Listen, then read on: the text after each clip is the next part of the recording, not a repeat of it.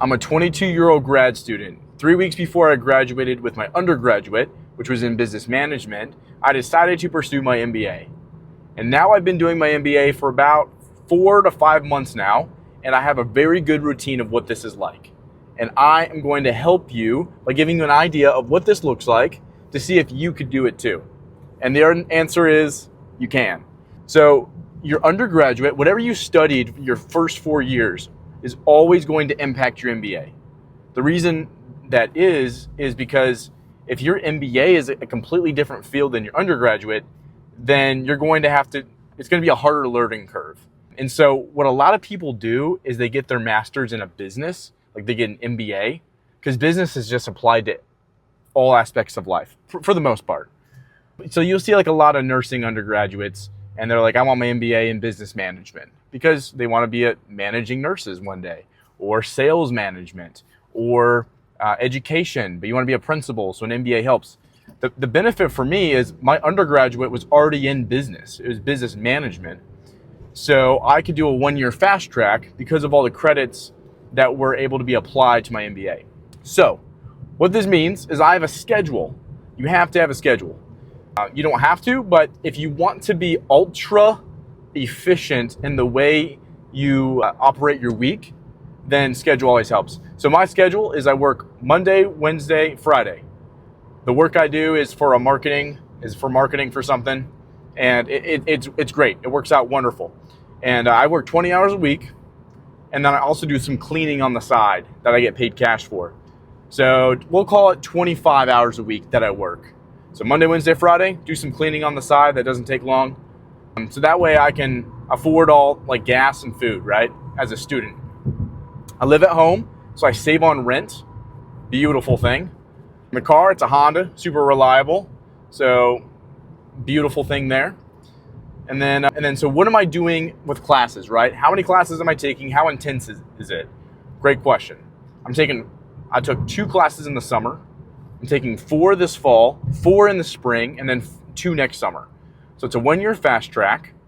And then you might be thinking that doesn't seem too bad. It's really not. So the question is, how difficult is it?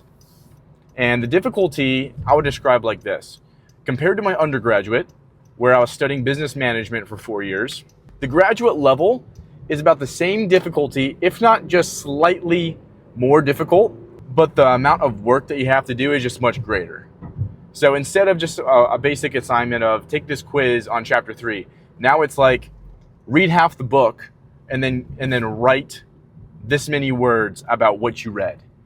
They're looking to see how you think. They're not looking for right answers. They're more looking to, can you think? Can you process this information? Can you put all of this information into a synthesis? Can you synthesize what you're learning? And this is important because this is preparing me for my PhD if I want to go get that. And I have no idea. I haven't really thought about it. But that's what you do in a PhD program. You're learning information, you're synthesizing it, so that way you can make reports on a large amount of information and you can study information that you've read, all that kind of thing. So the work's not too bad. My work schedule's not too bad.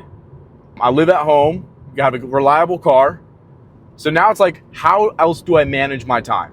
Well, I'm blessed to be single. Like honestly, like being single right now is like the best thing for me. I'm able to work out. That's important to me. I value my health. I value being healthy.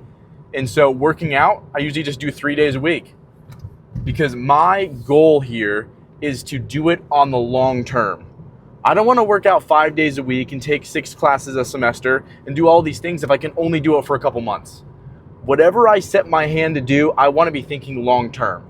And so the downside of this is it takes me away from being present, but I get to be consistent in whatever I put my mind to. So yeah, I'm only working out 3 days a week, but I've been doing this since June, and it's now September? So it's working out pretty good, no pun intended. And that's been going well. So work, study for classes. I'm at this prayer organization that I'm a part of, that I'm just blessed to be a part of, and I'm able to put a healthy amount of energy towards that because of the way my schedule is set up. Now, what am I doing for fun? I don't do a lot for fun as of right now, a lot of my free time is just going to growing my faith. So I'll go to a Bible study. I'll go hang out with fellow believers, because outside of your spouse, one of the number one things that will change you as a person is who you hang out with. Your environment changes you. And let me give you this quick example. So if you plant a pear tree, pear trees are very dry. They don't need a lot of water. Or sorry, my apologies. Pear trees don't need sun. They thrive in the shade. So if you plant a pear tree in the direct sunlight every day and it doesn't produce fruit, and you curse the pear tree because you're like, that pear tree is stupid, it's not growing. It's not the pear tree's fault. It's the environment. If you take that same pear tree, put it in a shaded area, it's going to produce so much fruit. And so it's like, is it really the pear tree's fault or the environment? It's the environment most of the time.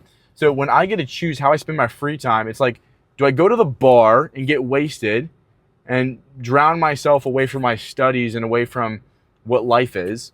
Or do I just say, no, I'm going to choose to work out. I'm going to choose to surround myself with people that believe in Jesus. And that just helps me. It reinforces me. It encourages me. It edifies me. So we're about 35 to 40% through this 1-year MBA program. And that's what it's like this far. I hope that helps. And subscribe if you haven't subscribed, because I'm telling you what, you will get value from this channel.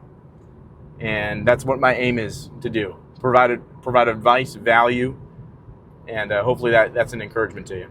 All right, peace.